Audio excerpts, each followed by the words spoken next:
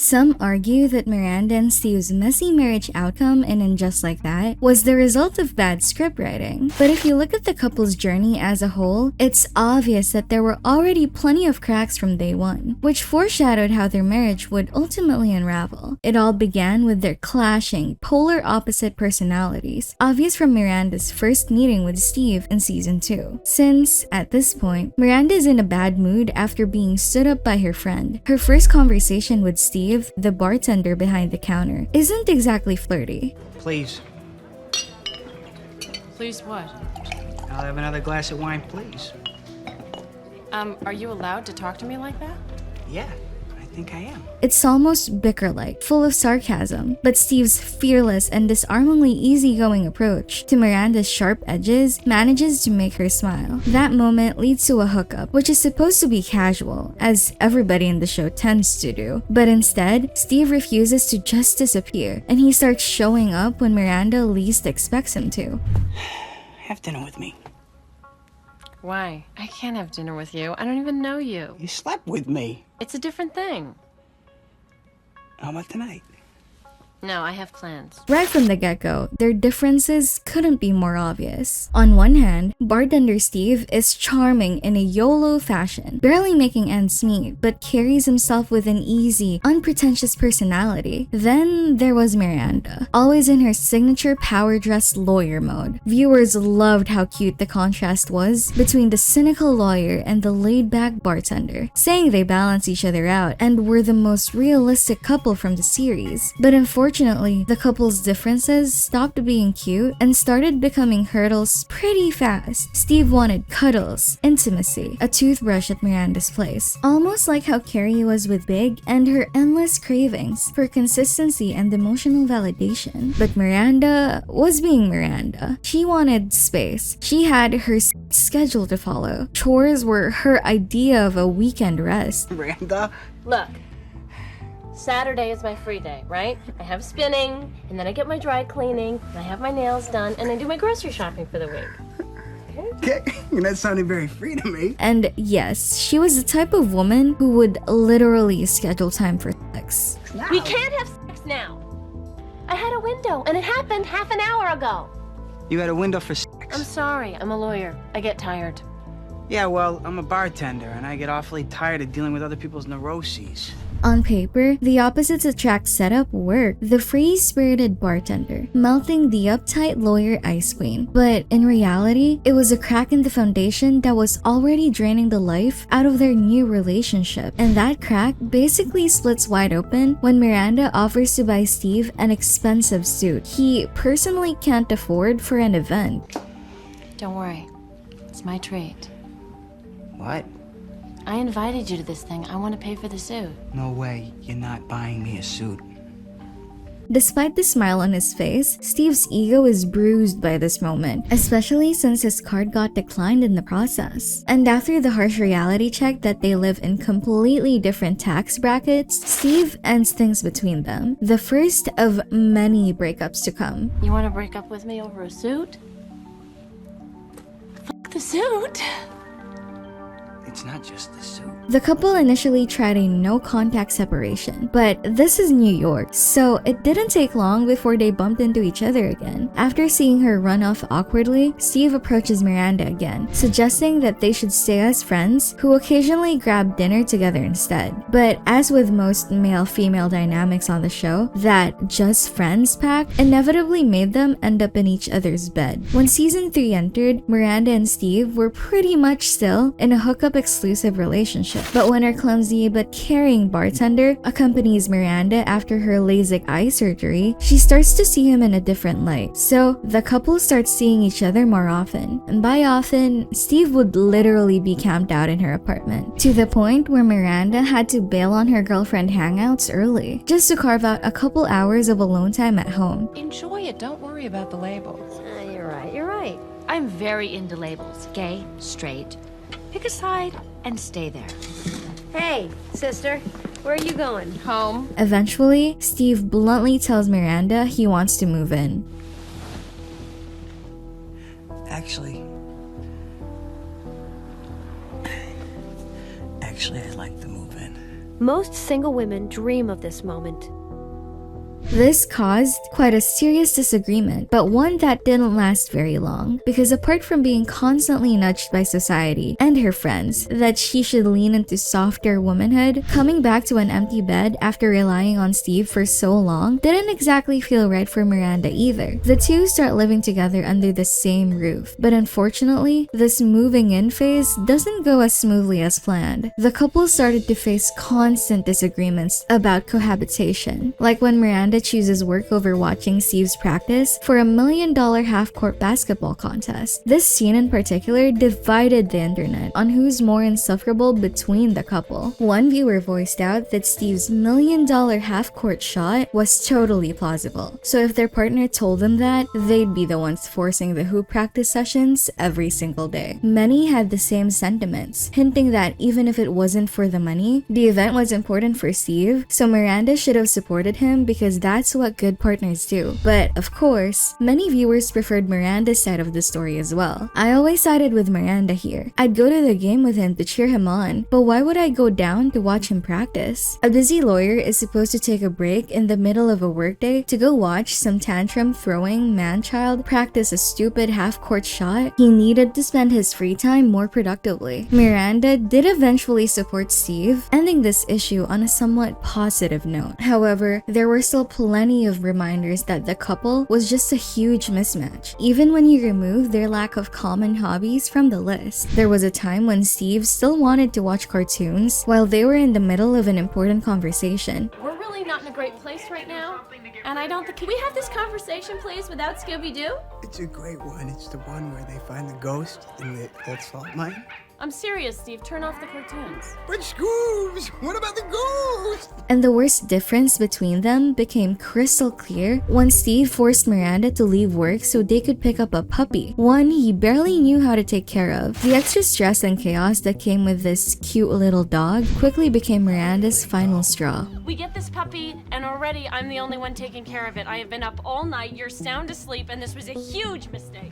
Come on, relax. It'll be fine. Yeah, it'll be fine for you because you're not doing anything. He's just getting used to us. So they broke up for the second time. It was initially awkward for Miranda to continue living with Steve despite being broken up, but after about a month, he finally moved out, and Miranda re-entered the dating scene. But once more, this separation doesn't last long. When Steve is diagnosed with testicular cancer in season 4, Miranda is forced back into his orbit. The bright, hyper-responsible lawyer simply couldn't let the goofy bartender handle a tragedy like this alone. First, she was there as a friend, or more of a guardian really, walking him through the entire cancer curing journey. But later, the two find themselves in a romantic mess once again when Miranda jumps into bed as her final attempt to lift Steve's spirits after his manhood-crushing surgery. This night leads to Miranda unexpectedly having to say these two words earlier than anyone else in the circle. I'm pregnant.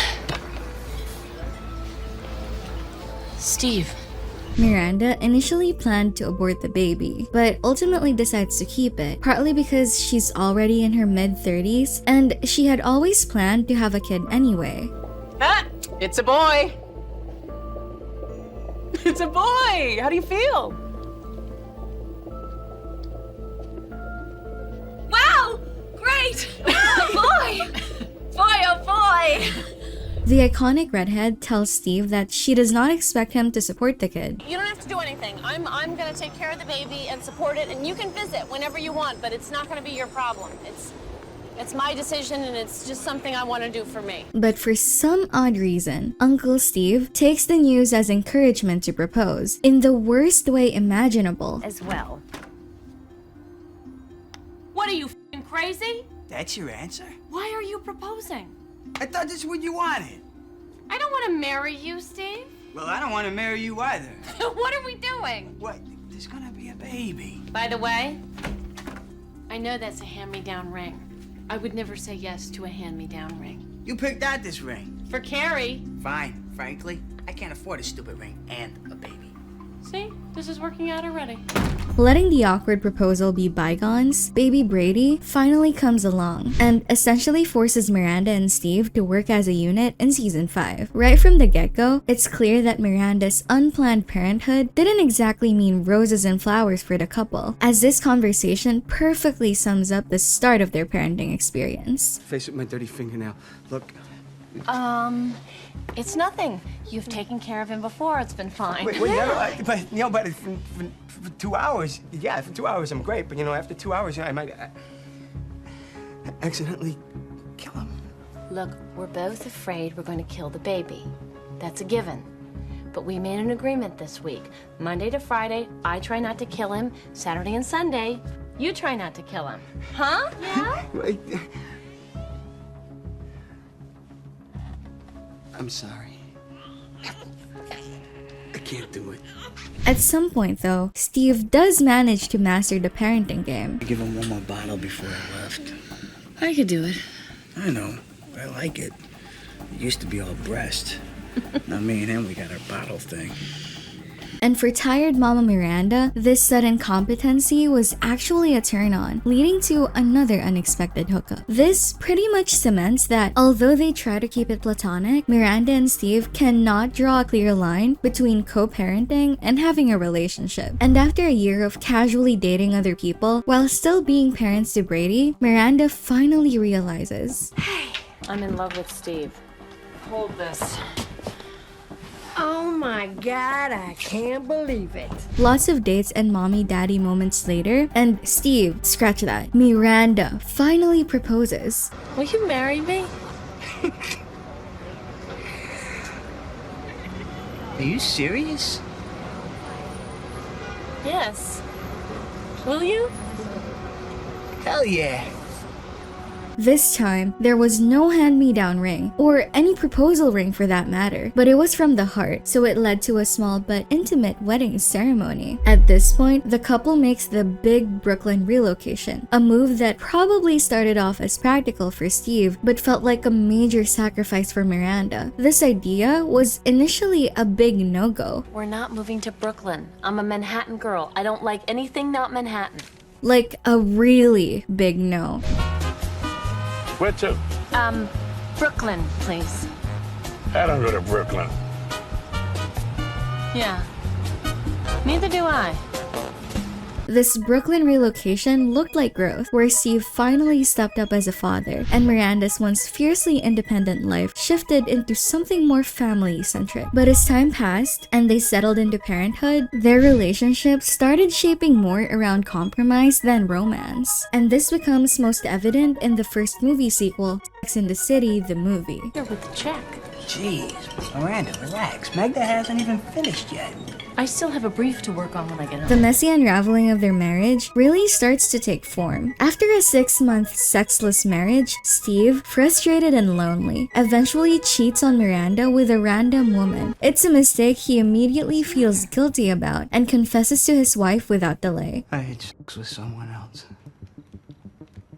And you're so amazing, and I don't know how I could do that to you.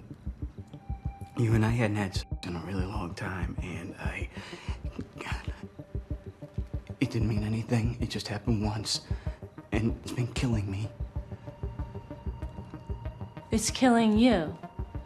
It just happened. But for Miranda, the betrayal is earth-shattering. She leaves the house with Brady, and being the quick-witted realist she is, she immediately has a plan for the sudden life change for herself and her son. I have to be downtown and close to Brooklyn. We're gonna keep Brady's life as normal as we possibly can.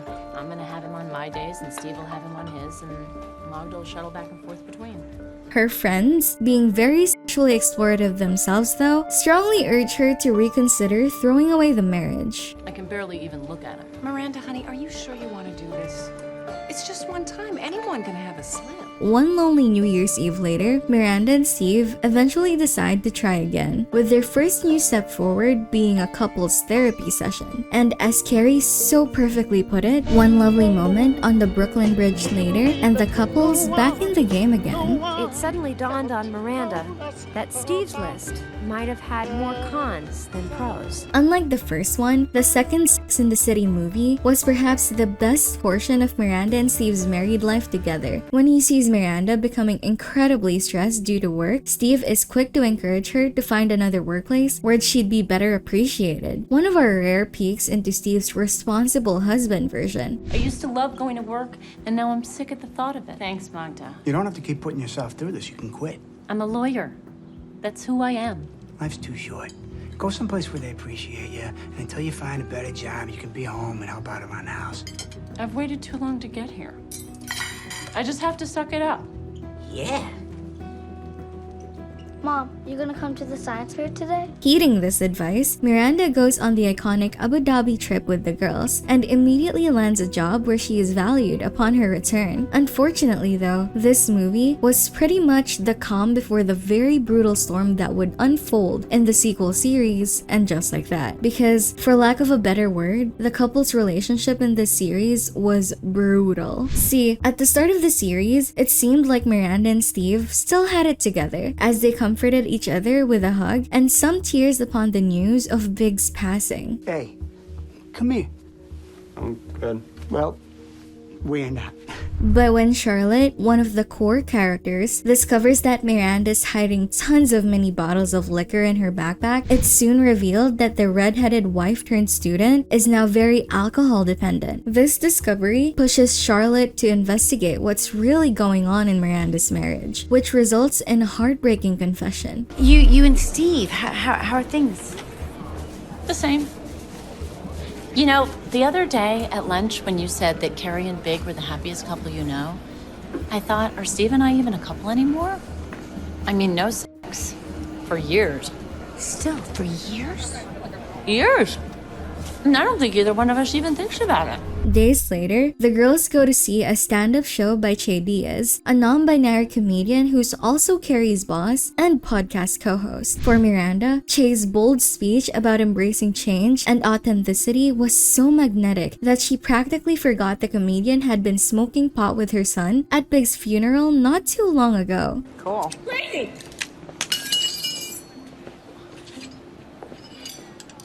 What do you think you're doing? Down there, I'm talking to you.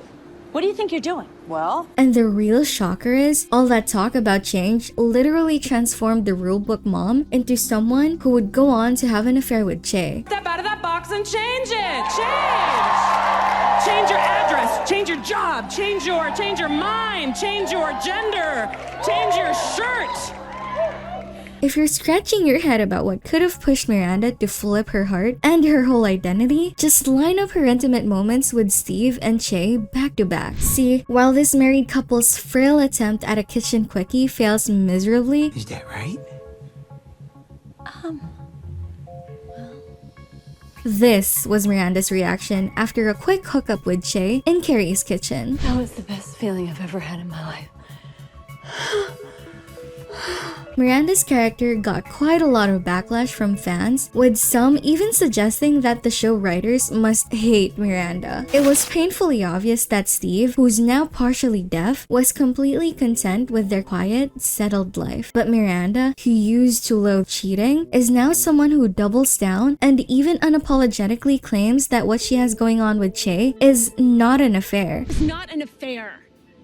It was a finger. Oh, what? Oh, why can't this be real wine? What? Carrie suggests that Miranda and Steve should give marriage counseling a shot again. But by this point, Miranda has mentally checked out of the marriage. She indulges in her obsession with Che, who not only matches, but surpasses her intimacy needs. And she was really into Che. All of this Che obsession then leads to the inevitable, which was Miranda asking Steve to put in his hearing aid so that she can tell him she wants a divorce. I want more.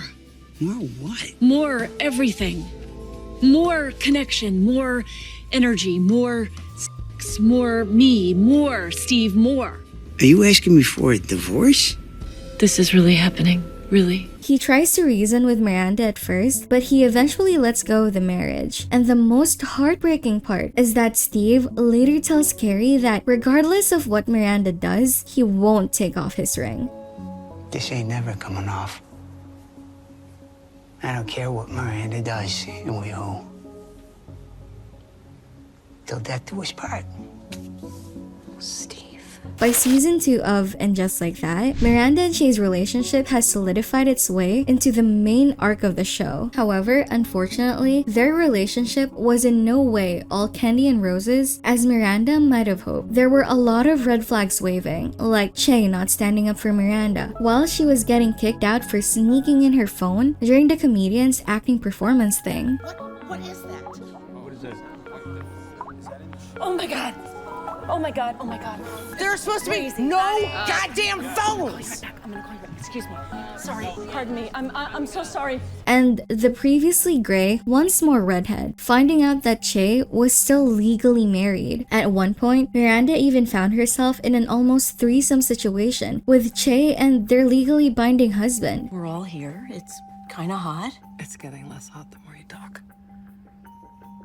While all of this Miranda simping for Che was happening, Steve was in no way in a rush to finalize his divorce or separation from Miranda. For him, this wasn't just a replaceable relationship, but a family that he could not simply walk away from, the way Miranda did. So, when Miranda comes back home from all the Che chasing tours, she and Steve are more or less forced to be in each other's presence in their family home again. We're doing therapy at 1. As anyone might expect, sharing a home with the very spouse she's actively divorcing felt unbearably uncomfortable for Miranda. So, exhausted from tiptoeing around Steve, she finally, although indirectly, asks when he'll be moving out. How's the apartment search going? It's not. There is nothing out there.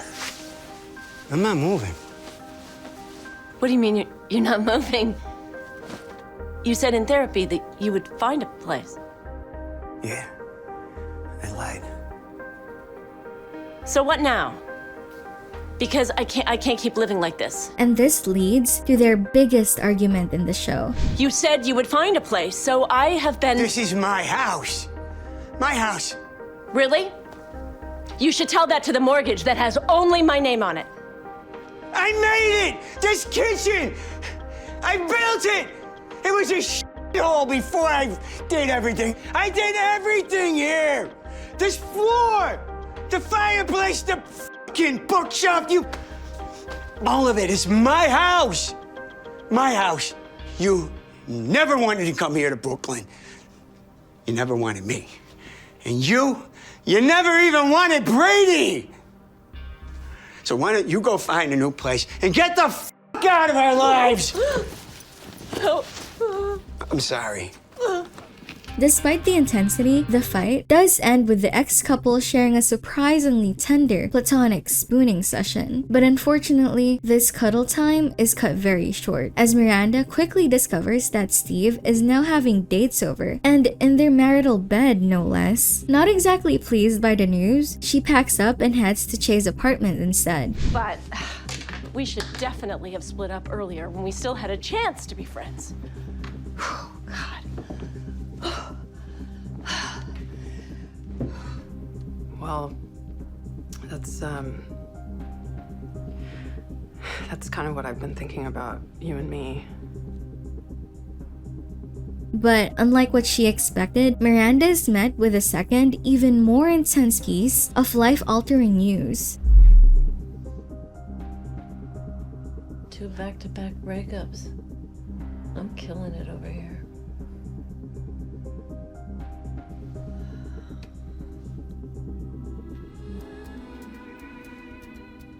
From this point on, there's virtually no romantic hope left between Miranda and Steve, and the same can be said for Miranda and Che. Thus, the complicated, incredibly messy marriage/love triangle that defined the 2 seasons of And Just Like That finally wraps up. One thing's undeniable though, Miranda and Steve may have stopped being husband and wife, but they never stopped being parents. As seen in Brady's sudden "got a girl pregnant" reveal in season 3, the ex-couple remained very present and united when it comes to guiding their son's life. So, I got someone pregnant. What? Yeah.